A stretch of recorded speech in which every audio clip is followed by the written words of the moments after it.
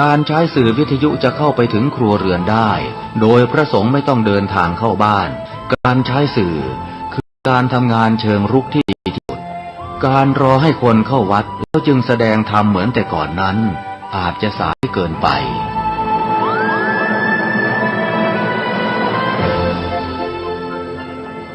เราควรใช้สื่อธรรมะเข้าไปให้ถึงภายในบ้านโรงเรียน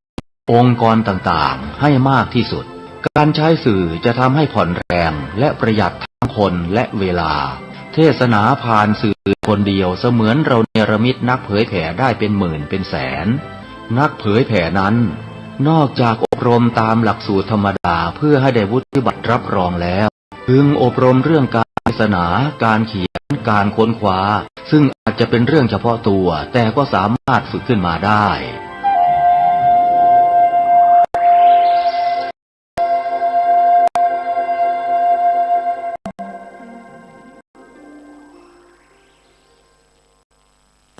สวัสดีครับท่านผู้ฟังพบกับรายการเกษตรเพื่อชีวิตสำหรับวันนี้เสนอเรื่อง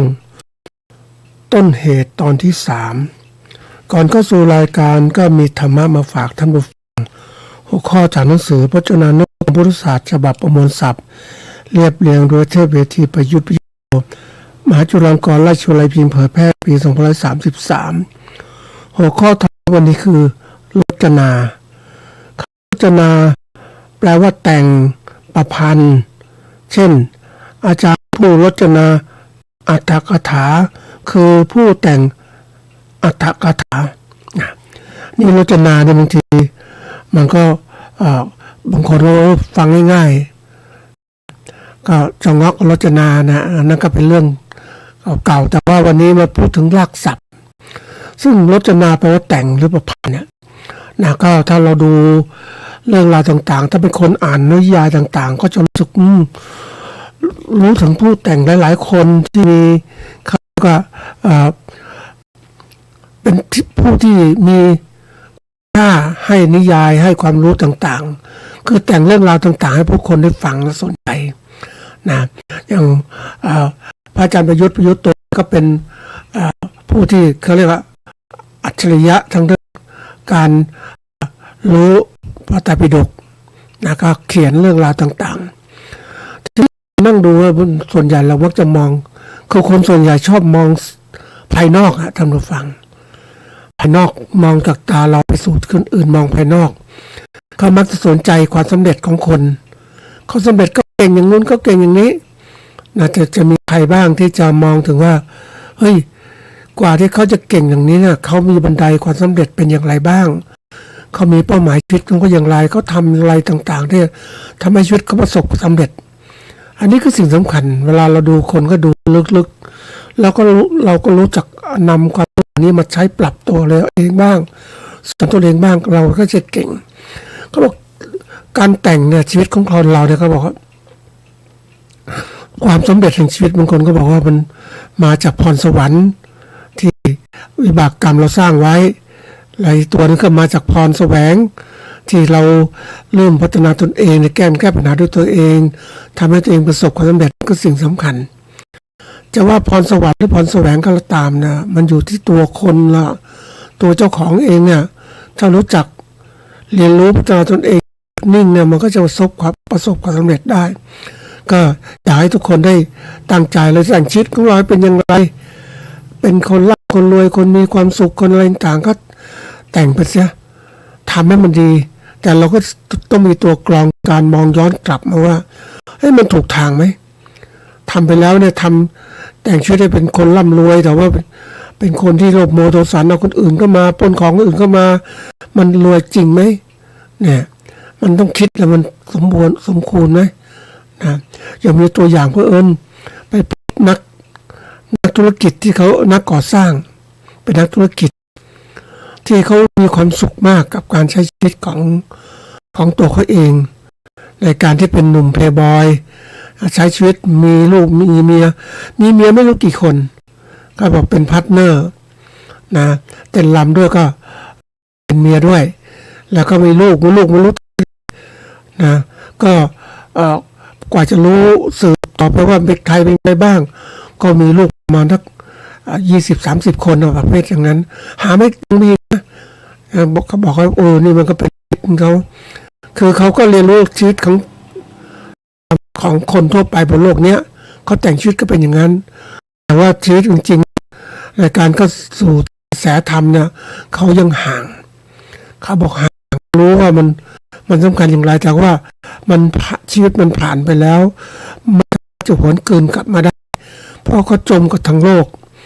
วันนี้เขาก็ได้สัมผัสชีวิตที่ก็เลยได้รู้ชีวิตจริงจากชีวิตของเขานี่แหละมันเป็นสิ่งที่แบบสอนตัวเองว่าจะใช้อย่างไรให้มีความสุขนะอันนี้ก็แต่งชีวิตเหมือนกันนะไล่ฟังในก็คิดนะวันนี้เข้ามาสู่เรื่องราวของเราคำว่าต้นเหตุตอนนี้ต้นเหตุตอนที่3เนี่ยจะมุ่งว่าจะมุ่งสอนว่าไม่ใช่มุ่งสอนมุ่งแนะนำว่าทำอย่างไรจะถึงต้นเหตุของปัญหาต่างๆได้เราจะปรับปรุงชีวิตของเราอย่างไรนะก็คราวที่แล้วได้ยกตัวอย่างของชีวิตของคนวิเคราะห์เรื่องของต้นเหตุธุรกิจของพึ่งและธุรกิจของผู้ประกอบการอุตสาหกรรมพึ่งของประเทศไทยนะมันก็มีหลายอย่างที่ถ้าท่านฟังจะรู้ว่าต้นเหตุจริงๆก็มาจากใครนะแล้วต้นเหตุอื่นก็มีอีกนะเราแก้ต้นเหตุอื่นได้ไหมมันไม่ได้เพราะเขาเป็นของเขาแต่เราต้นเหตุที่เราจัดการตัวเราเองนะวันนี้พูดตอนที่3เนี่ยก็จะมาเล่าถึงหลักการในการเอาการวิเคราะห์ต้นเหตุเนี่ยเอาไปใช้ในการพัฒนาชีวิตของเราอาชีพของเราก็ได้นะย้อนกลับไปนิดนึงดูความหมายของต้นเหตุเนี่ยเป็นคำนามแปลว่าคนหรือสัตว์เป็นต้นที่ทำให้เกิดเหตุเกิดเรื่องคนหรือสัตว์เป็นต้นที่ทำให้เกิดเหตุเกิดเรื่องนะนี่ก็เราจะรู้ยังไงเพราะว่าเราส่วนใหญ่ก็มักจะมองภาพที่ปรากฏแล้วก็ตึงตากับภาพที่ปรากฏมันก็เลยว่ารับผลตรงนั้นคือพิจารณาภาพที่ปรากฏมันก็ติดตาตึงใจแต่จะรู้ไปถึงเขาลึกข้างในอีกได้ไหมนะคนถ้ามันมีสติปัญญาก็ไม่สามารถจะรู้เข้าไปเลยมันจะ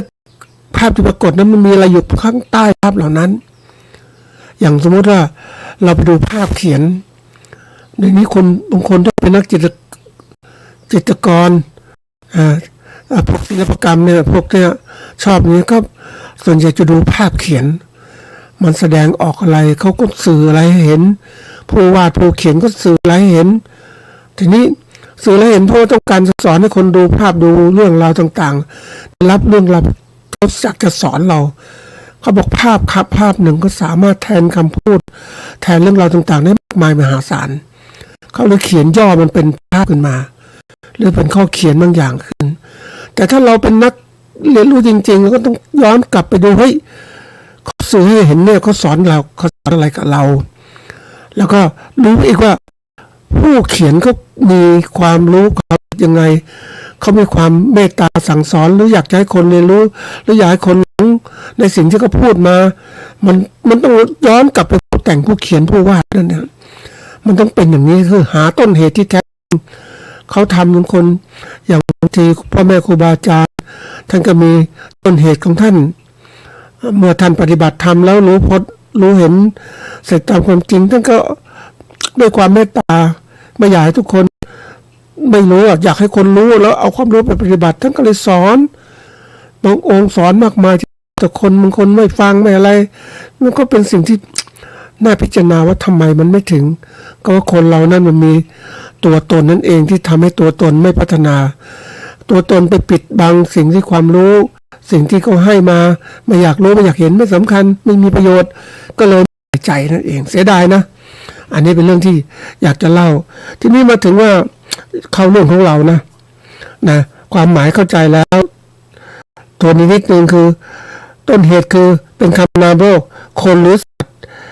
เป็นต้นที่ทำให้เกิดเหตุเกิดเรื่องนะความสำคัญเหล่านี้ก็สำคัญคือว่าเราจะนำไปสู่การแก้ปัญหาหรือพัฒนาต่างๆเราต้องดูสิ่งที่เป็นต้นเหตุรากเหง้าของมัน นั่นเป็นต้นเหตุเราส่วนใหญ่ถ้าดูรากเหง้ามันจะแก้ไขได้ง่ายแต่ดูภาพที่ปรากฏหรือผลงานที่ปรากฏมันก็ติดอยู่ตรงนั้นมันก็ไม่สามารถเข้าลึกถึงว่าเฮ้ยจะแก้ไขอย่างไรนะอันนี้เป็นเรื่องที่สำคัญมากนะท่านผู้ฟังบางเรื่องเนี่ยคนเรามักจะติดตรงที่ไหนรู้ไหมตรงที่ภาพที่ปรากฏสิ่งที่ปรากฏหรือผลที่ปรากฏนั่นนะมันติดตาตึงใจก็เลยไม่ไขว่คว้าหาความรู้ที่แท้จริงมันก็ติดอยู่งั้นแหละอย่างสมมติว่าเราเห็นคนเล่นหวยอย่างเงี้ยครับคนนั้นถูกหวยคนมันมีเรื่องจริงนะท่านผู้ฟังคนติดหวย ก็เห็นอยากจะรวยของเขาอ่ะคิดแค่นั้นอ่ะเขาเล่นหวยฉันก็เล่นบ้างสิเขารวยก็จะหวยฉันก็ทำตามเขาแต่มีใครคิดไหมว่ามีเคยคิดหรือใครจะคิดว่าเล่นลงหวยลงทุนไปเท่าไหร่กว่าจะได้เท่าไหร่มันคุ้มไหมคนเรามักจะพูดในสิ่งที่เขาเรียกว่าประสบความสำเร็จให้คนอื่นฟังสิ่งล้มเหลวเขาไม่พูดให้ฟังว่าเขาลงทุนไปเท่าไหร่แล้วกว่าจะได้เงินคืนน่ะในรางวัลที่1เนี่ยแต่เขาลงทุนไปเยอะแยะแล้วนะเขากว่าจะได้อย่างนี้บางคนลงทุนไปเยอะมากมายหลายหมดเลยแต่ที่ไหนได้มาถูกคนนี้แค่2 ตัว 3 ตัวก็ดีเนี่ยมันเรียกว่ากบความเสียหายหรือความที่ข้อพร่องของตัวเองข้อที่ผิดพลาดของตัวเองคนมักจะโชว์หรือแสดงสิ่งที่ตัวเองประสบความสำเร็จแต่ว่าไม่เคยแสดงถึงผลที่ตัวเองล้มเหลวให้คนอื่นดูบ้างเนี่ยสัง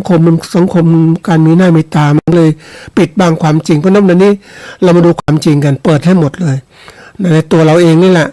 นะให้มันรู้เข้าใจจริงๆทีนี้มาดูว่าเราละจะพูดเบื้องแรกก่อนก็เรื่องของการหาต้นเหตุของการไม่สำเร็จในการประกอบอาชีพเพื่อจะนำไปสู่การพัฒนาอาชีพของเราให้มันดีขึ้นนะเราต้องพยายามเรียนรู้ปัญหาต่างๆเรื่องต่างๆมีมากมายทีเดียวนะท่านผู้ฟังมันจะต้องไปรู้ว่าการที่เราจะแก้ปัญหาต่างๆลุกไปข้างหน้าเนี่ยเราต้องมีการเรียกว่าเข้าใจหลักการในการแก้ปัญหาต่างๆเพราะเราต้องการทำสำเร็จได้เนี่ยต่อยอดของความสำเร็จเราก็ต้องมาดูว่าอะไรเป็นต้นเงาต้นตอรากคือต้นเหตุเนี่ยของความสำเร็จมันก็มาจากที่อะไรต้องตัวเราเองคือในการจะแก้ปัญหาเนี่ยก็บอกว่าทวนนิดนึงก็คือการหลักการเนี่ยการจะแก้ปัญหาใดก็ต้องมองเป็นปัญหาเชิงระบบไม่ใช่โทษตัวคนเราก็ดูสิ่งต่างๆเริ่มจากสาเหตุที่เห็นได้แล้วก็เจาะลึกไปยังสาเหตุที่ซ่อนเร้นอยู่ข้างในนะแล้วก็พยายามวิเคราะห์รอบคอบดูว่ามันเป็นอะไรที่สาเหตุที่แท้จริงถามว่าทำไมมันหารากเหง้าของความปัญหาต่างๆอย่างคนเราทำไมจนอยากจนเพราะว่าคนเราได้เงินมาแล้วเนี่ยก็จับจ่ายใช้สอยไปไม่ประหยัดจ่ายใช้สอยอันนี้ก็มองภาพที่ก่อนเลยยากจนแต่ลึกไปนั้นก็คือว่าทำไมเขาเป็นอย่างนั้นทำไมเขาไม่รู้จักจะคือบางคนหารายได้น้อยจ่ายมากก็จนใช่ไหม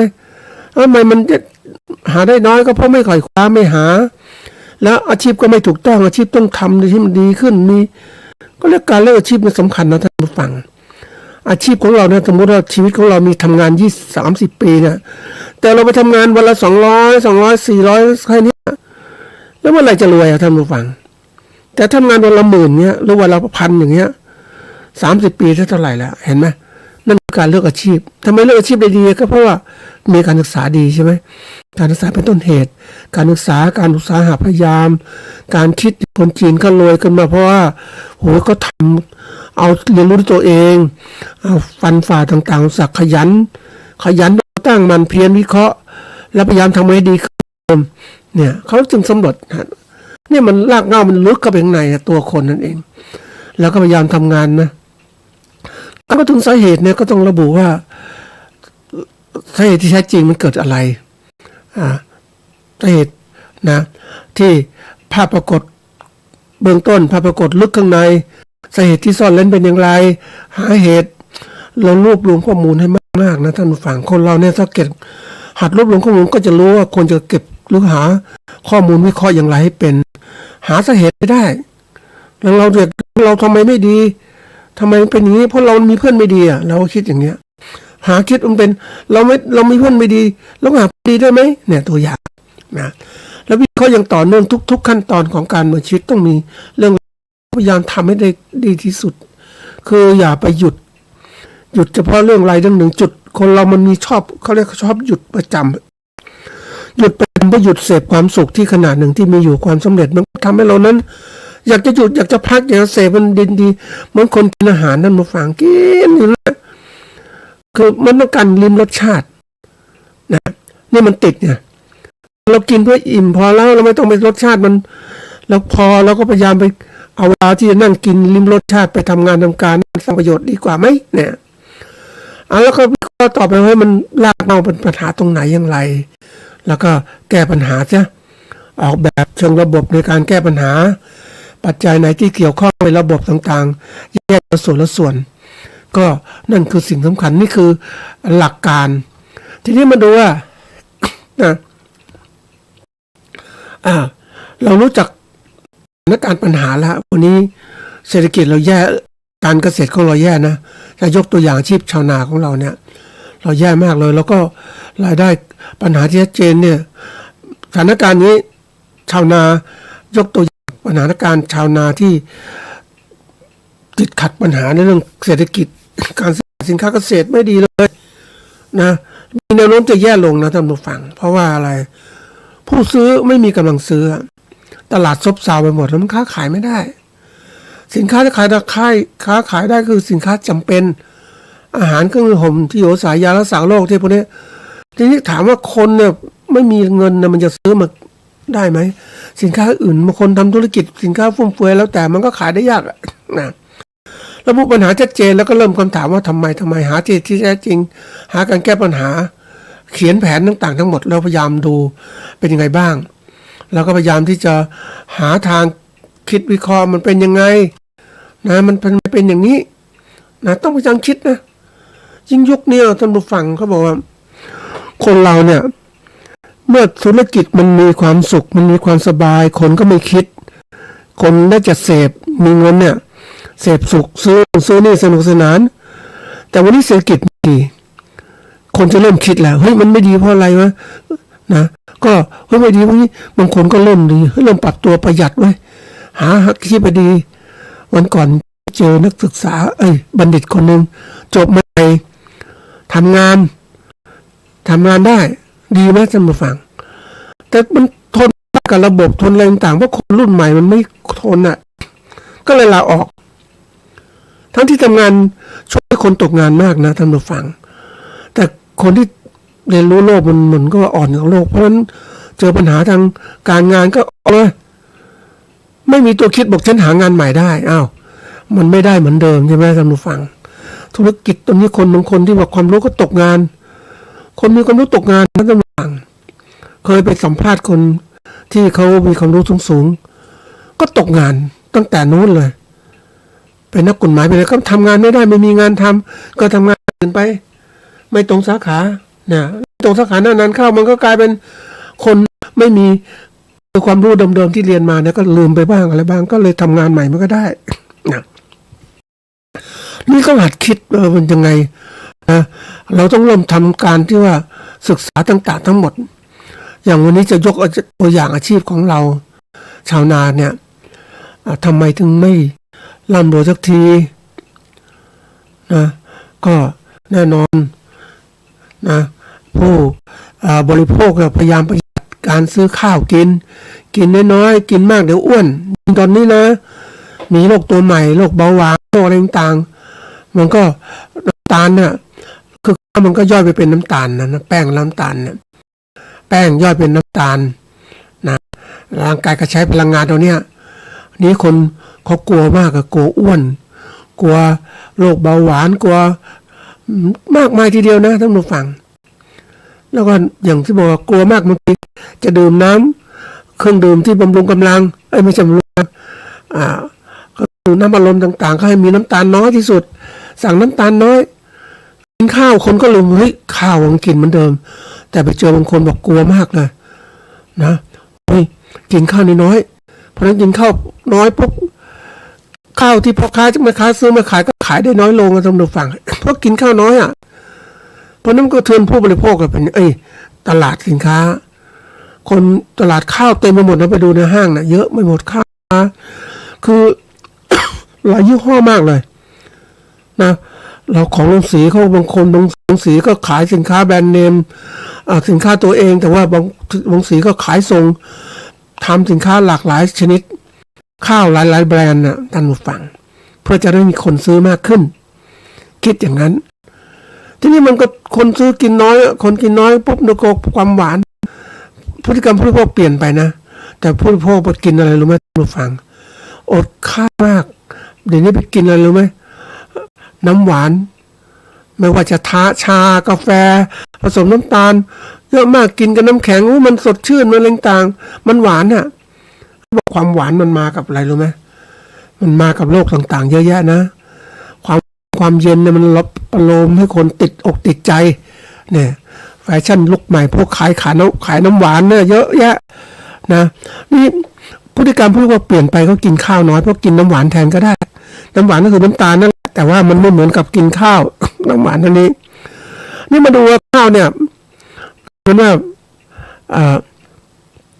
พ่อค้าพวกเจ้าของสีกลางเอาข้าวมาขายในตลาด ก็ขายได้ไม่มากอะไรเกิดขึ้นนะก็ไปซื้อข้าวจากเกษตรกรน้อยลงแล้วก็วิธีการจะซื้อน้อยจะบอกน้อยไม่เอาให้ราคาต่ำๆไว้ซื้อราคาที่ต่ำเพราะนั้นข้าวก็ราคาก็ตกสิราคาตกพ่อค้าเอาตรงนี้เป็นตัวอ้างก็ซื้อน้อยเพราะตลาดมันไม่ขึ้นที่มากมายเพราะนั้นจะให้ซื้อพ่อค้าจะซื้อก็ต้องเกษตรกรต้องขายราคาที่ต่ำลงอันนี้คือปัญหามาถึงตัวเกษตรกรแล้วนะทีนี้เกษตรกรก็มาทำไงว่ามันราคาอย่างนี้ก็พยายามลดต้นทุนการผลิตได้บางคนก็ไม่ใส่ปุ๋ยบ้างอะไรบ้างบางคนก็เก็บข้าวขนาดที่ความชื้นสูงแล้วสิ่งจะปนอื่นคุณภาพไม่เสมอเยอะแยะไปหมดเลยพยายามที่จะทำยังไงให้ปริมาณข้าวมากขึ้นคุณภาพไม่ว่าที่เพราะคนมองไม่เห็นนะตามหลักการมาตรฐานสินค้าเกษตรในการผลิตปฏิบัติการที่ดีทางการเกษตรในการผลิตข้าวเปลือกเนี่ยจะต้องมีความชื้นที่เหมาะสมแต่นี้มันจะมาเหมาะสมยังไงพอสมัยก่อนเวลาเกี่ยวข้าวเนี่ยนะโดยแรงงานคนเกี่ยวพวกก็เกี่ยวเสร็จแล้วก็กำแล้วก็ตากไว้ที่ทุ่งนาตากไว้ที่อะไรทุ่งนาบ้างหรือกอต้นข้าวบ้างเอาลงตากข้าวให้มันแห้งทีนี้มันนั่นยุคก่อนข้าวมันมีคุณภาพอย่างนั้นข้าวความชื้นต่ำมากเพราะมันตากกว่าที่ตอนไปโน่นก็แน่นอนคุณภาพข้าวดีมากแต่ยุคใหม่เนี่ยมันที่แบบการเกษตรเป็นเรื่องของเขาเรียกอะไรเทคโนโลยีสมัยใหม่มีเครื่องเกี่ยวข้าวมีอะไรต่างๆที่เวลาเกี่ยวข้าวเนี่ย บางทีมันไม่เหมือนเดิมสมัยก่อนเราเกี่ยวข้าวเนี่ยโดยเคียวเนี่ยเราต้องดูตรงไหนข้าวแก่ไหมข้าวแก่เราจะเกี่ยวแต่ทีนี้มันเกี่ยวด้วยเครื่องจักรบางจุดมันเติบโตช้ามันยังไม่แห้งเลยนะบางอย่างบางเมล็ดข้าวยังอยู่ในระยะของการสะสมแป้งมันสะสมแป้งบางจุดก็เป็นต้นข้าวที่แก่แล้วทีนี้เครื่องจักรมันเก็บหมดเลยกวาดหมดเลยมันกวาดทั้งแปลงนะท่านผู้ฟังทั้งต้นข้าวเมล็ดข้าวที่ยังอยู่ในช่วงระยะสะสมแป้งเมล็ดข้าวที่อยู่ในช่วงของการเขาเรียกว่าสะสมแป้งเต็มที่แล้วแก่แล้วนะแก่แล้วแล้วก็ปะปนมาปุ๊บเนี่ยทีนี้ ถ้าเป็นการที่เกษตรกรถ้ามีบริเวณตากข้าวบริเวณที่ยุ้งถางต่างๆก็จะมีที่ตากข้าวนี่ก็เป็นต้องมีพื้นที่นะท่านผู้ฟังเพราะว่าถ้าทำแบบนี้ข้าวมันไม่แห้งมันต้องตากให้แห้งความชื้นในระดับต่ำแล้วก็โรงงานได้แต่นี้มันไม่มีท่านผู้ฟังไม่มีก็เลยขายทั้งเนี้ยข้าวคุณภาพต่ำไม่ได้มาตรฐานเนี่ยขายกับโรงสีก็รับซื้อที่ราคามันต่ำเนี่ยก็ซื้อไปก็ไปอบบ้างบางโรงสีมีเครื่องอบก็อบดีมากเลยแห้งเลยนะบางโรงสีไม่มีท่านผู้ฟังก็ต้องมีลานตากข้าวเห็นลานตากข้าว กว้างขวางพื้นที่นาถ้าพูดถึงหลายไร่ต่างทำเป็นลานคอนกรีตแล้วก็ถึงเวลาก็เอาข้าวตากแดดดีๆนะแล้วก็มีการเขาเรียกแท็กเตอร์หรือคนไปกลับข้าวมันแห้งถูกแดดให้มันแห้งทีนี้มันก็มีประเภทที่ศัตรูมากมายคือนกพิราบบางนกกระจอกไปกินข้าวนี่ก็ต้องมีตะข่ายคลุมอีกโอ้ยนะอันนี้คือการจัดการข้าวมาตรฐานให้ความชื้นต่ำแต่ว่าข้าวแบบนี้มันสะสมแป้งไม่ดีปุ๊บมันก็มีผลว่าอาจจะเวลาทำเป็นข้าวสารเนี่ยสีมันข้าวสารแล้วมันก็จะทำให้ข้าวสารไม่มีคุณภาพหรือแตกหักได้ง่ายสีก็ไม่สวยมันมองว่าซื้อข้าวสารเวลาซื้อข้าวสารเนี่ยในถุงเราเห็นชัดเจนว่าถ้าข้าวมันแตกปุ๊บเนี่ยนะมันเวลาซื้อน้ำข้าวมันไม่สวยข้าวสารไม่สวยนะไม่สม่ำเสมอเนี่ยคุณภาพไม่ดีคนก็ไม่อยากซื้อนี่ก็ลามมาอีกการค้าการขายตามมาตรงนี้คุณภาพสินค้าทีนี้การแก้ปัญหาก็คือต้องปรับกระบวนการในการเก็บเกี่ยวข้าวในการปรับความชื้นหลังเก็บเกี่ยวทำยังไงวางแผนการตลาดและต้นทุนต่างๆมันมากขึ้นนี่ท่านเราพูดถึงตรงนี้ปุ๊บเนี่ยแน่นอนเกษตรกรเขาไม่ได้คิดอย่างนี้เขาก็อยากจะเขาเรียกว่าผลิตข้าวขายเร็วที่สุดที่เราทำได้เพราะว่าหนี้สินมันลุงลังอ่ะหนี้สินครัวเรือนหนี้สินสะสมบางปีทำนาไม่ได้กำไรมันขาดทุนก็พยายามทำประคองไปอ่ะมันจะมีโอกาสมาพัฒนาไหมให้คุณภาพดีเหมือนเดิมนะเดี๋ยวนี้โลกของอุตสาหกรรมการเกษตรของเรามันเป็นอุตสาหกรรมอะไรมันเป็นไม่ใช่เกษตรกรรมแบบเดิมแล้วเป็นเกษตรกรรมใหม่เขาเรียกอุตสาหกรรมเกษตรมันมีเครื่องจักรเครื่องไม้เครื่องมือไปช่วยมีปุ๋ยมีอะไรต่างๆก็ไปช่วยยาฆ่าแมลงไปเยอะแยะไปหมดเลยนี่คือสิ่งที่มันพัฒนามาแล้วทีนี้มาเจอปัญหาว่าวันนี้สถานการณ์นะข้าวไม่ค่อยมีคุณภาพข้าวเปลือกนะแล้วก็ราคาขายต่ำนะราคาขายที่พ่อค้ากำหนดมาเนี่ยมันต่ำมันไม่สูงคือการกำหนดราคาสินค้าเนี่ยพ่อค้าคนกลางเขาก็ทำตามใจของเขาน่ะเขาจะเอากำไรเกษตรกรก็แรงกดดันน่ะอยากจะได้เงินมากๆแต่ว่าพ่อค้าให้กำไรให้ราคาต่ำไม่มีทางขายไม่มีตลาดขายก็ต้องเป็นนักขายเขาว่าเพราะนั้นเกษตรกรก็อยู่ในภาวะที่ว่าขาดทุนเอาเรียกง่ายๆขาดทุนกันแล้วกันจริงๆก็บอกว่าในแง่ของการฐานะของการผลิตข้าวของเราเนี่ยมันก็มีจะบอกว่า3สถานการณ์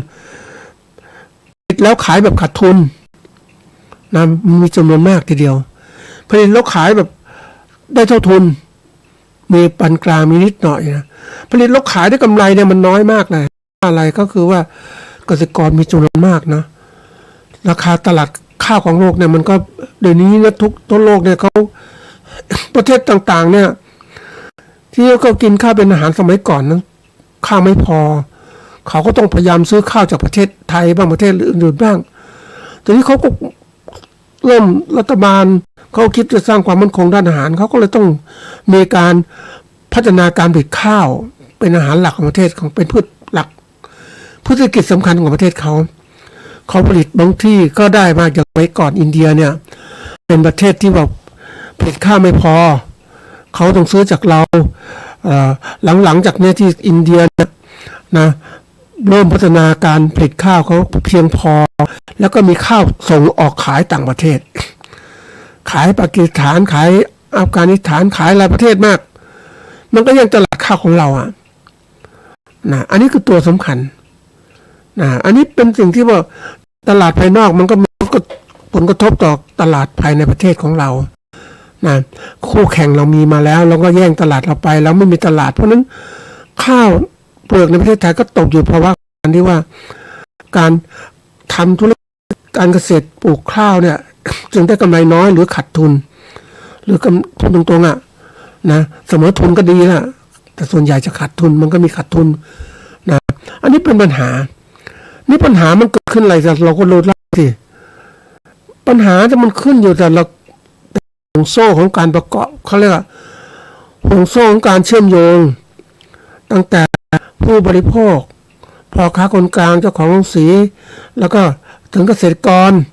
นะมันลามมาที่ปัญหาในแต่ละส่วนนี่แต่ละส่วนเนี่ยแก้ไขได้ไหมมันถ้าพูดถึงในทางรัฐบาลเนี่ยมีโอกาสมาแก้ไขได้หมดทั้งห่วงต่างๆแต่รัฐบาลไม่มีความสามารถในการแก้ปัญหาแต่ละห่วงเนี่ย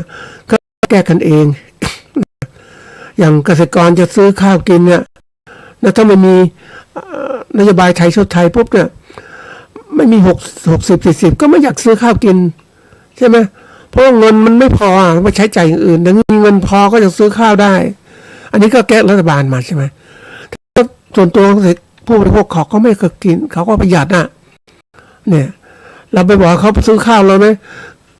ก็ขึ้นถึงเขาเขาบังคับบัญชาไม่ได้พอข้าวกลางขายข้าวเราก็บังคับบัญชาเขาไม่ได้ขึ้นอยู่ใครเขาจะขายเจ้าของหนังสือโอ้บังคับซื้อข้าวแพงๆจากเกษตรกรก็ไม่ได้เขาจะทำกำไรเขาซื้อถูกๆได้ไหมเนี่ยเพราะฉะนั้นถ้าเราเป็นเกษตรกรไปถึงตัวที่สำคัญที่สุดคือตัวเราเนี่ยแก้ปัญหาอย่างไรมันอยู่ในความสามารถของเราที่เราคุมได้ส่วนอื่นๆคุมได้ยากมากเลยเพราะว่ามันหลายห่วงโซ่ตนเองนี่มันเทคนิคของเราเนี่ยเราทำไงตัวเราเนี่ยก่อนเริ่มก่อนด้วยปัญหาหลักคุณภาพขายข้าวไม่ได้ราคาก็เราเก็บเกี่ยวไม่เหมาะสมเรามีเทคโนโลยีต่ำมีข้าวไม่ดีแล้วก็พันธุ์ข้าวไม่ดีเขาบอกการเกษตรเนี่ยเขาบอกว่าถ้ามีพันธุ์ข้าวพันธุ์สัตว์ดีๆปัจจัยเป็นอาหารพืชสัตว์หรือที่นาดีทำดีสภาพดีการจัดการดีนะข้าวจะเริ่มตัวดีนะเก็บเกี่ยวดีแล้วก็การตลาดที่ดีการแตกกระบวนการเก็บเกี่ยวหลังเก็บเกี่ยวต้องทำให้ดีเพื่อส่งข้าวไปสู่ตลาดให้กับพ่อค้าเจ้าของสีนี่คุมได้เราคุมได้เท่านี้แหละเพราะนั้นวันนี้ที่บอกว่าตัวสำคัญที่สุดของเราเนี่ยก็คืออันนี้ตัวเจ้าของเองนั่นแหละต้องมีความมุ่งมั่นในการประกอบอาชีพเรามีทักษะมีวิชาการดีๆหาไปรู้เราพูดตรงๆนะวิชาการของข้าวเนี่ยพัฒนาการไปไกลมากนะคนมองเนี่ยมันมองไม่พบก็ไม่พบฟังแต่ถ้าเรามองปุ๊บในแง่ของคนที่เคยทำนานะเห็นแล้วว่าเราพอใจไหมข้าวอย่างเงี้ยนะเนี่ยมันต้นมันสูงมันต่ำใช่ไหมแล้วผลผลิตก็ต่ำต่อไร่มันอะไรมันน้อยท่านผู้ฟังนะ70-80ถังต่อไร่เลยนะมันไม่ถึงตันนึงใช่ไหมมันได้ประมาณ600-700 กิโล780 กิโลต่อไร่ประเทศอื่นเขาพัฒนาไปโหเฉพาะทำแต่ละครั้งก็ได้120-130 กิโลกรัมต่อไร่แล้วเราทำกันเนี่ยมันทำไมพันธุ์ข้าวแต่เรามองไม่เห็นแล้วทางในดินเป็นยังไงบ้างการดูแลจับสายเช็ดซอยให้หรือต่างๆน้ำดีไหมอะไรไหมมันต้องคิดปุ๋ยไม่ยาฆ่าแมลงต้องใส่เป็นขนาดไหนศัตรูพืชมากไหมสมัยก่อนศัตรูพืชมากนะท่านผู้ฟังมันมีตัวที่ร้ายอย่างทำนากรุงเทพเนี่ยตัวที่ร้ายกาจศัตรูพืชคือนกท่านผู้ฟังนกจาบคานกกระจิบนกกระจอกมันกินจริงๆนะท่านผู้ฟังแล้วยิ่งมีนาของเราแปลงเดียวนะมันมาจากไหนรู้ไหมมันมาจากข้างนอกคนส่วนใหญ่ก็เป็นคนกรุงเทพก็อยากจะพวกมันมีคนที่จับนกมานะท่านผู้ฟังนกมันมาจากไหนมันมาจากป่าได้ยังไงก็พวกนี้เอาไปอะไรคนจับนกไปวัดพระแก้วก็ไปทำบุญคนอยากได้บุญก็ซื้อนกที่เขาขังมาเนี่ยก็อยากจะปล่อยนกปล่อยสัตว์ไปว่าซื้อมามันเยอะจริงๆนะมันนั่นมันอะไรปล่อยนกปล่อยจับคานกกระจิบนกกระจอกนกจับคาอีกตัวหนึ่งนกกินข้าวจริงๆท่านผู้ฟังมันจะไปออกไปหาจากนั้นปล่อยมันจะไปไหนบินไปกินเมล็ดพืชต่างๆไปที่เจอที่นาในกรุงเทพก็กวาดหมดแล้วท่านผู้ฟังมันเยอะมากๆเลยบางทีบางคนทำไงต้องสู้กับมันเอาตะข่ายคุมคุมนกมันตะข่ายเท่าไหร่ท่านผู้ฟังแปลงนาทั้งแปลงนาถ้ามีเป็น10 แปลงไหวมันเหนื่อยนะเนี่ยเพราะศัตรูพืชตัวนี้ร้ายมันกินหมดเลยนะแล้วเราก็สู้ไม่ไหวนี่คือสภาพเรามันเปลี่ยนไปหมดแล้ววิชาการมันเปลี่ยนศัตรูก็เปลี่ยนแล้วระบบเครื่องมือต่างๆเนี่ยงานกรุงเทพมหายากเราก็ใช้เครื่องจักรในการทำนาใช้ควายเหล็กเก็บเกี่ยวอย่างไร นี่วิธีการจัดการทำนาต่างๆต้องเร็วขึ้นพัฒนาดีขึ้นนี่พันธุ์ข้าวมันไม่สม่ำเสมอต่างทั้งหมดนะข้าวคุณภาพต่ำเม็ดเล็ดก็หักต่างๆนะแล้วยิ่งมาเจอสภาพแวดล้อมที่ไม่ดีฝนตกก็ไม่ดีน้ำที่เราเคยใช้น้ำก็เสียจากอุตสาหกรรมเมืองสภาพเมืองมันเปลี่ยนนะท่านผู้ฟังคนมันอยู่เยอะก็ปล่อยน้ำเสียลงคูคลองต่างๆนะน้ำเสียคนมองนะถ้าพูดจริงๆว่าเอามาใช้เนี่ยจริงๆพืชบางอย่างก็ทนไม่ได้เหมือนกันนะน้ำเสียใช่ไหมมันก็อะไรต่างเสียหายหมดเพราะฉะนั้นระบบการจัดการต่างก็เปลี่ยนไปโดยสรุปแล้วเนี่ยถือว่าปัญหาต่างๆมันมีเรียกปัญหาต้องมีปัญหาคือสิ่งที่เราต้องหาทางแก้นะปัญหาต่างๆปัญหาการคือการเกษตรมันจะมีปัจจัยคนงานเครื่องไม้เครื่องมือปัจจัยเรื่ององค์ประกอบของพื้นที่ปุ๋ยยาฆ่าแมลงต่างๆวิธีการจัดการต่างๆมันมีหมดอ่ะนี่ถามว่าเฮ้ยมันเยอะขนาดนี้ทำไงอ่ะโหหลายปัญหามากเมื่อปีปุ๊บมันก็หาทางออกมันเยอะไปหมดอ่ะทีนี้ถ้าคนเราเนี่ยถ้าเราอันนี้ต้นสรุปแล้วนะคือเราแก้ได้อย่างเดียวคือปัญหาคือตัวเกษตรกรเองนะคือตัวต้นเหตุที่จะทำการพัฒนาต่างๆมันเริ่มจากตัวนี้ก่อนไอ้ส่วนปัญหาห่วงอื่นมันแก้ไม่ได้หรอกมันเป็นเรื่องของเขาอ่ะถ้าสถานการณ์มันดีสิ่งแวดล้อมดีปุ๊บก็จะดีหมดอ่ะแต่นี้ไม่ดีวันนี้ปัญหาคือฝนตกชุกมากแล้งก็มีนะเขาบอกว่าบางที่นะในจังหวัดประเทศไทยก็บอกมันแรงๆเนี่ยเอาอีสานนี่แน่นอนละฝนไม่ตกมันแรงอ่ะแต่ว่าเรามีระบบคือน้ำดินชลประทานแต่ถ้าไม่มีชลประทานตอนนี้น้ำก็น้อยลงเพราะว่าป่าไม้ถูกทำลายการเก็บกักน้ำก็ไม่ดีพอฝนก็ไม่ต้องตามฤดูกาลมันร้อนอ่ะบางทีคนนี้ถึงฝนสมัยก่อนนั่งดูฝนตกอ่ะมันตกจริงๆมันไม่เหมือนกับคือปริมาณฝนในท้องปริมาณเมฆท้องฟ้าสูงแล้วเวลามันตกเป็นฝนก็ตกจริงๆเพราะสภาพแวดล้อมมันดีมีป่าไม้มีอะไรต่างๆเดี๋ยวนี้มันถ้าเขาจะเป็นฝนแล้วที่ไหนได้สักพักก็หายไปความร้อนมันสูงขึ้นนะอันนี้เรื่องจริงนะเดี๋ยวนี้คาดหมายยากมากเพราะสภาพแวดล้อมเปลี่ยนไปแล้วเราต้องมันจะเปลี่ยนหลายมากจริงๆนะที่บอกบางที่นั้นเขาพยายามที่จะใช้น้ำชลประทานแต่บางทีไม่มีเขื่อนเขาสูบน้ำใต้ดินสูบไปใต้ดินสูบไปเนี่ยน้ำใต้ดินมันไม่ใช่เหมือนน้ำธรรมชาติมันน้ำที่เจือปนด้วยธาตุอาหารในดินมีธาตุอาหารที่ก่อให้เกิดระด่างเกิดขึ้นไปดูน้ำบางที่แล้วท่านผู้ฟังไปทำเขาดูมันเป็นเขาเรียกบ่อเกลือท่านผู้ฟังมันก็แปลกดีเหมือนกันนะคนอีสานเขาก็ทำตรงนี้บางทีคือมันก็เป็นเกลือเขาก็เอาตักน้ำในบ่อเนี่ยมันเค็มเนี่ยก็เอามาตากให้แห้งตากให้แห้งก็ทำเป็นนาเกลือทำเป็นนาเกลือคือประเภทเดียวเอามาเคี่ยวตักน้ำอะไรนี่มาเคี่ยวจนน้ำมันเหยไปมันก็ได้อะไรตะกอนของเกลือมากขึ้นก็มาตากทำเป็นไม่ก็ใส่ภาชนะแล้วก็ขายใส่ถุงต่างๆแต่เกลือที่ทำตรงนู้นนะสมุทรสาครพวกนั้นเป็นทุ่งนาท่านผู้ฟังเป็นทุ่งเลยสูบน้ำทะเลเข้ามาใส่แล้วก็มันก็แห้งไปก็ใส่เมฆสูบไปจนทั้งปริมาณมันเข้มข้นแล้วน้ำแห้งจนทั้งก็มันก็ได้เป็นนาเกลือเป็นแผงเกลือก็เอาทำตักขึ้นมาเอามาเขาเรียกมาใส่ยุ้งฉางแล้วก็ขายหรือว่าจะมีการแปรรูปต่างๆแล้วแต่แต่นี่ว่านี่คือพูดถึงน้ำในดินเนี่ยมันมีทั้งธาตุอาหารต่างๆอย่างที่บอกว่ามีเกลือมันก็มาทำอะไรเอามาใส่พืชไม่ได้หรอกเพราะว่าลดต้นพืชปุ๊บต้นพืชก็ตายแน่นอนอันนี้มันก็จะทำให้แบบความที่แห้งแล้งมันเกิดขึ้นคนก็จะพยายามจะคิดทำไงดีคือคนส่วนใหญ่ทำไมมีความมุ่งหมายในการทำนาเพราะนั่นคืออาหารแต่ถ้าเราคิดทำไม่ได้ก็ต้องเปลี่ยนไปสิเราบางคนก็บอก การที่เราทำอะไรทุกอย่างในตัวเองได้เนี่ยมันดีมันความมันเขาเรียกความมั่นคงในตัวเองในการมีอาหารการกินดีคือเราคิดอย่างนี้มันก็คิดได้ท่านผู้ฟังแต่เราคิดย้อนกลับเฮ้ยมันจำเป็นเว้ย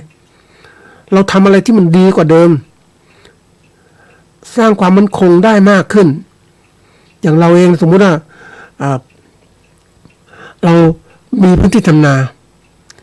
เราทำนาได้เท่านี้ไล่ละ1 ตันสมมติว่าได้1 เกวียนได้กำไร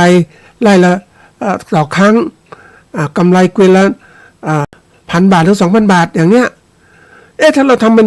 อื่นได้ไหมปลูกพืชปลูกผักต่างๆขายที่ราคามันมากขึ้นกว่าเดิมได้ไหมปลูกมะม่วงปลูกมะยืนผลได้ไหมปลูกทุเรียนได้ไหมทุเรียนก็ดีนะท่านผู้ฟังนะโอ้ลูกละหลายร้อยละลูกหนึ่งนะมันเป็นตัวอย่างแล้วเราคิดว่าการที่จะทำอย่างเงี้ยเราได้เงินจากขายทุเรียนสมมติเอามาซื้อข้าวกินได้ไหมกำไรจากทุเรียนมากกว่าใช่ไหมเราค้าขายแล้วก็เปลี่ยนเลยนะแต่เรายังคงสภาพเดิมว่าคิดทำเหมือนเดิมเราก็ทำนาข้าวเหมือนเดิมคนสนับสนุนให้เราทำนามากขึ้น อย่างรัฐบาลก็บอกเฮ้ยชาวนาคือกระดูกสันหลังของประเทศโอ้เราเป็นชาวนาก็รู้สึกภูมิใจเราเป็นคนสำคัญงั้นเราต้องทำนานี่คือคำก็เรียกคำปลอบประโยชน์คำปลอบคำให้กำลังใจกับผู้มีอำนาจแต่ก็อยากให้เราเป็นชาวนาแต่ตัวไกเองข้าราชการของรัฐก็ไม่ทำนาเลยใช่ไหม มันเห็นเนี่ยเพราะนั้นในการปรับความคิดของเราเนี่ยมันเริ่มอย่างนี้เพราะปัญหาต่างๆมันเกิดขึ้นเนี่ยคือเราต้องคิดไปให้มันเร็วๆเราจะเห็นว่าเฮ้ยเวลาที่เท่ากันเราทำอะไรที่ดีกว่าเดิมไหมเราไม่จำเป็นต้องสร้างอย่างนี้เราสามารถจะทำอย่างอื่นได้อย่างตัวอย่างเช่นเอาตัวการเกษตรของอิสราเอลอย่างเนี้ยใช่ไหมพื้นที่ทะเลทรายใช่ไหมทำอะไรไม่ได้ก็ปลูกอะไรดีอ่ะปลูกไม้ผลปลูกพืชผักได้ไหมทำได้หมดอะไรที่ได้มูลค่าสูงสุดก็ทำปลูกพืชผักในโรงเรือนอย่างเนี้ยใช่ไหมขายในต่างประเทศเขาคือขายในวงทะเลทรายคนก็ต้องกินใช่ไหมเพราะมันมีเทคโนโลยีต่างๆเนี่ยมันเรื่องต้องคิดอ่ะการเกษตรยุคใหม่ๆมันเป็นเรื่องการเกษตรสมัยใหม่ที่ต้องมีวิชาการที่ดีเพราะฉะนั้นคนที่ทำตัวปัญหาเนี่ยถ้าเรายังคงสภาพเดิมการทำนาก็ทำเหมือนเดิมอะไรเหมือนเดิมมันก็จนเหมือนเดิมเลยท่านฟังอันนี้ฉันพูดตรงๆนะจนเหมือนเดิมเพราะเราไม่มีโอกาสที่พัฒนาได้ถ้าเราทำอย่างเดิมอ่ะอย่างเราจะเป็นชาวนาที่รวยนะเราก็ต้องเปลี่ยนเนี่ยอยากจะปลูกข้าวใช่ไหมเปลี่ยนที่ไม่ปลูกข้าวก็ได้ไหมแต่จะปลูกข้าวเราก็ต้องมีโรงสีเราเองขายเองเนี่ยทำไงอ่ะอยากจะรวยอ่ะต้องทำตลาดเองอะไรเองทำสินค้าออนไลน์ได้ไหมขายส่งนู้นเนี่ยเราสามารถทำอะไรได้มหาศาลนะท่านผู้ฟัง คือเรามองดูว่าจุดต่างของเราเนี่ยถ้าเราทำการปลูกข้าวเนี่ยของเรานะเราปลูกข้าวอย่างนี้เราขายเท่านี้ขายข้าวเปลือกขายส่งเท่านี้แต่เราทำแปรรูปสินค้าข้าวเป็นข้าวสารข้าวเปลือกข้าวสารค่าแปรรูปเท่าไหร่มีโรงสีขนาดเล็กเท่าไหร่ขายเท่าไหร่เราจะเห็นว่ากำไรที่เกิดขึ้นจากการประกอบการเรามีมากกว่าที่ขายข้าวขายข้าวเปลือกข้าวโดยคนกลางโดยตรงอันนี้ต้องทำนะท่านผู้ฟังเกษตรกรหลายประเทศเขาทำอย่างนี้ที่เขาอยู่ในการเกษตรเนี่ยก็ไปดูที่ในต่างประเทศที่ทำอย่างอเมริกาก็ทำตลาดอย่างนี้เหมือนกันนะตลาดสินค้าไม้ตลาดของเกษตรกรน่ะมีแต่ธุรกิจขนาดใหญ่ส่วนหนึ่งก็ต้องขายตลาดส่งใหญ่ๆเลยจำนวนมากๆเป็นสินค้าอุตสาหกรรมบางส่วนก็ทำมาขายปลีกบ้างก็เพื่อหาช่องทางที่จะสร้างความมั่นคงในการตลาดให้กับตัวเองแต่เราเนี่ยมันเหมือนกับว่าคนเราเนี่ยไม่ได้ปลูกฝังความรู้เรื่องของพวกนี้มากเราปลูกฝังความรู้เกิดขึ้นจากการกระทำตัวเอง อย่างการศึกษาเราเนี่ยเรามีแค่ทำไมอย่างชาวนาไม่ต้องเรียนเยอะหลายพูดพ่อแม่ก็พูดนะว่าไม่ต้องเรียนเยอะทำนาตัวนี้ก็พอแล้วความรู้แค่จบประถมก็พอแล้วประถม4ประถม7ก็พอแล้วนะมันเกินว่ะเพราะอยู่ก็ทำนาแต่เรามีความรู้มากขึ้นเลย อันที่จบอย่างนี้พอจบมาจบปริญญาตรีปริญญาโทเราจะรู้อะไรมากขึ้นมากเลยมันจะเห็นว่าสิ่งที่เราทำเดิมๆคิดเดิมๆมันก็ไม่ได้สามารถที่จะพัฒนาตัวเองได้มันจะเราก็น่าคิดใหม่อันนี้คือตัวอย่างเพราะนั้นที่บอกกระบวนข้าวของเราเนี่ยกระบวนการทำนาของเรามันก็ไม่รวยเพราะเราคิดที่แตกต่างจากเดิมนะเราต้องคิดบริหารยังไงธุรกิจเราจะมีกำไรมากกว่าการทุนแล้วก็แก่นกำไรมาจากไหนเราก็หาคิดว่าต้องขายข้าวในราคาที่ดีขึ้นมีตลาดที่ดีขึ้นต้นทุนผลิตที่ต่ำลงคุณใช้จ่ายเดินการต่างๆใช้นิติแมในการที่จะจัดการเกษตรของเราปลูกข้าวเราดีขึ้นเพิ่มประสิทธิภาพในการตลาดให้มันสูงขึ้นทุกขณะนะคือตัวเนี้ยแล้วเราได้มาแล้วเราก็เป็นทุนในการบริหารเงินแล้วก็มีความรู้บริหารเงินทุนด้วยนะท่านผู้ฟังคนเราเก่งในเรื่องการหาเงินน่ะแต่การที่จะรักษาเงินการจับเอาเงินมาต่อเงินน่ะ มันต้องมีความรู้เพิ่มนะ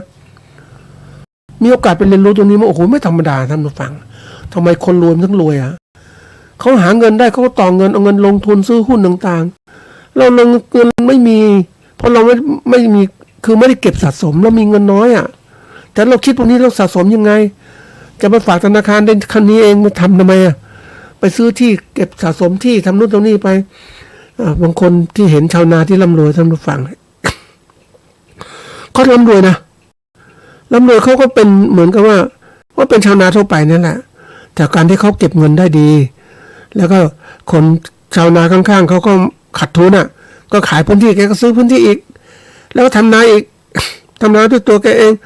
แล้วก็ทำนี้ไปคนอื่นก็มาขายอีกกลายเป็นเศรษฐีท่านผู้ฟังมีที่ดินแล้วเวลาขายก็มีกำไรใช่ไหมแล้วมีที่ดินปลูกเกษตรของเขาเนี่ยอันนี้คือตัวอย่างที่เราเป็นชาวนาก็ต้องพยายามพัฒนาการต่างๆให้มากขึ้นเขาเลยทำทีละขั้นบริหารการผลิตการตลาดบริหารเงินทุนเอาเงินมาลงทุนทำยังไงมีความคิดวิสัยทัศน์แปรรูปสินค้าเกษตรทำนู่นทำให้มากขึ้นนะท่านผู้ฟังเนี่ยปลูกพืชอย่างเดียวไม่ได้เราปลูกพืชอื่นมาทำการเกษตรของเราตัวนี้สำคัญที่สุด ทีนี้อันนี้เล่าถึงต้นเหตุทำนาเนี่ยก็คือต้นเหตุคือตัวเกษตรกรนั่นแหละนะอันนี้มาเข้าสู่เรื่องของการที่ว่าเวลาสั้นๆนะสู่การพัฒนาตนเองนะเราพัฒนาอาชีพแล้วเนี่ยอาชีพมันติดที่ตัวเรานี้เราทำให้เก่งขึ้นเพราะฉะนั้นถึงการพัฒนาตนเองก็วิเคราะห์ตัวเองมีตัวแรกคือความรู้อะไรโลกยุคใหม่เขาบอกว่ามันเป็นโลกที่ว่าคุณจะต้องเรียนรู้ให้ทันโลกให้นำโลกมันเปลี่ยนยังไงคุณต้องมีความรู้ทั่วไปก่อนแล้วรู้อาชีพของเราเนี่ยเราทำอาชีพเกษตรของเราเนี่ยเราต้องรู้ให้หมดอย่างทำนาข้าวเนี่ยต้องรู้ข้าวต่างๆพันธุ์ข้าวดียังไงตลาดข้าวโลกเป็นยังไงต้องรู้การผลิตการตลาดให้หมดเลยแล้วต้องหาความรู้สะสมความรู้ไปแล้วขั้นตอนที่ถัดมาคือการที่เลือกความรู้เพราะความรู้เนี่ยมันเป็นเหมือนขยะเหมือนกันนะท่านผู้ฟังถ้าเราเลือกขยะมามันก็เป็นขยะเอาความรู้ดีๆมันก็แฝงอยู่ในนั้นแหละแต่เราต้องบริหารความรู้คือการจัดการรวบรวมข้อมูลแล้วเก็บวิเคราะห์ข้อมูลไหนดีก็เก็บไว้ไหนไม่ดีก็ทิ้งไปวันนี้จะบอกบางคนบอกมี AI ช่วยแล้วนะค้นหาข้อมูลได้เลยงั้นเร็วมากแต่ข้อมูลที่อยู่ใน AI เป็นข้อมูลที่คนเขาโพสต์ไปในวารสารหรือสิ่งนี้มีAI ไปค้นเท่านั้นน่ะแต่ AI ไปค้นความจริงได้ไหมถ้าไม่มีคนเก็บข้อมูลไว้ในอินเทอร์เน็ตปุ๊บ AI ก็ค้นไม่ได้ใช่ไหมเพราะฉะนั้นวันนี้ต้องมีการกรองบางทีคำพูดเขาก็บอกว่าเมื่อใดก็ตามถ้าได้ข้อมูลเท็จจาก AI มาเนี่ยมันทำให้ประสาทหลอนนะมันไม่แท้ท่านผู้ฟังเอาไปเสพยาเสพติดก็เพราะว่านี่คือความสุขแต่ความจริงความอารมณ์มันพาไปมันมีเหตุผลนะยามันพาไปมันก็กลายเป็นคนคุ้มคลั่งนั่นเองไม่ใช่ของจริงวันนี้ของจริงต้องทำตัวเองเมื่อเราได้ความรู้ที่ถูกต้องมาแล้วนะเราวิเคราะห์ข้อมูลที่ดีก็เอาข้อมูลที่ดีมาใช้อันไหนไม่ดีก็ทิ้งไปเอามาใช้ปรับปรุงธุรกิจของเราประกอบอาชีพไปเราต้องทำตนาตัวนั้นความรู้ต่างๆมันจะเกิดขึ้นใน2ระบบที่1การเรียนเดี๋ยวนี้เรียนมากมายทีเดียวนะอินเทอร์เน็ตก็เรียนได้อ่านหนังสือก็เยอะแยะมีคนบรรยายมีคนสอนต่างๆอันนี้คือเรียนนะ มีผู้สอนมีตำราต่างๆอันที่2เนี่ยเรียนรู้ เรียนรู้คือการที่เราได้รับความรู้จากประสบการณ์ที่เราทำมันเกิดขึ้นเองเราเอาความรู้มาใช้เอาความรู้ที่มาจากการเรียนหรือสัญญาความรู้ที่เกิดเป็นสัญญานั่นแหละเอามาใช้แล้วลงทำแล้วทดลองแล้วมันได้เป็นข้อมูลจริงๆเพราะนั้นมันจริงๆมันก็เกิดความรู้เรื่องจากการเรียนรู้หรือประสบการณ์ความรู้ที่ได้ประสบการณ์เหล่านี้มันจะทำให้เรานั้นมั่นใจว่าความรู้นั้นถูกต้องแล้วก็ต่อความรู้ที่เพิ่มเติมคนที่เก่งๆหลายคนนะผู้ฟังเขาใช้ตรงนี้ครับเรียนรู้ด้วยตัวเองนะเอาความรู้มาใช้พัฒนาต่อยอดเหมือนนักธุรกิจที่เขาสำเร็จเขาทำตรงนี้ครับเขาจึงรวยไงการเรียนรู้เป็นสิ่งสำคัญที่สุดนะเราต้องพัฒนาตัวเองอย่างต่อเนื่องโลกมันเปลี่ยนไปแล้วโลกมันเปลี่ยนเร็วมากเราจำเป็นยิ่งต้องเรียนรู้ให้มากขึ้นเรียนรู้แล้วก็เรียนรู้ให้มากขึ้นอย่าไปหยุดนิ่งว่าเฮ้ยฉันแค่นี้ฉันเก่งแล้วรัฐบาลมาชมว่าฉันเก่งเป็นเกษตรกรชั้นนำโอ้มันหลอกลวงท่านผู้ฟังแล้วระวังหลงแค่นั้นมันคนติดสุขอะติดสุขเสพคุณเสพสบายนั่นก็ไม่พัฒนาตนเองที่สุดก็ลากยักจนนะท่านผู้ฟังคนเราถ้าไม่พัฒนานะอย่างที่ว่าค่าเงินมันเปลี่ยนนะรวยเมื่อสมัยก่อนเนี่ยนะมาถึงสมัยนี้10 ล้านค่าเงินมันตกต่ำลงทำไงเห็นไหมนี่คือตัวสำคัญต้องมาฝากให้ท่านผู้ฟังคิดนะนี่ต้นเหตุก็คือที่ตัวเรานี่แหละเราจะต้องพัฒนาตัวเองพัฒนาตัวเองขยันพัฒนาตัวเองให้ดีขึ้นนะจะประสบความสำเร็จได้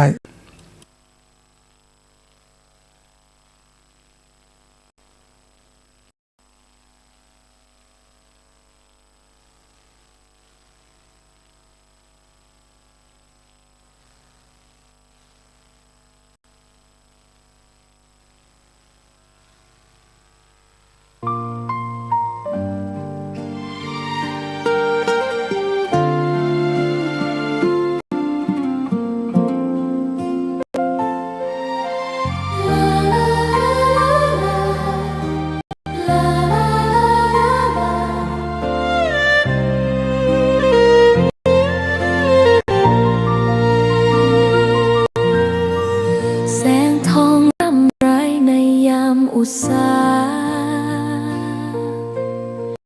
ยังเห็นพระเมตตาอยู่ทุกแห่งหน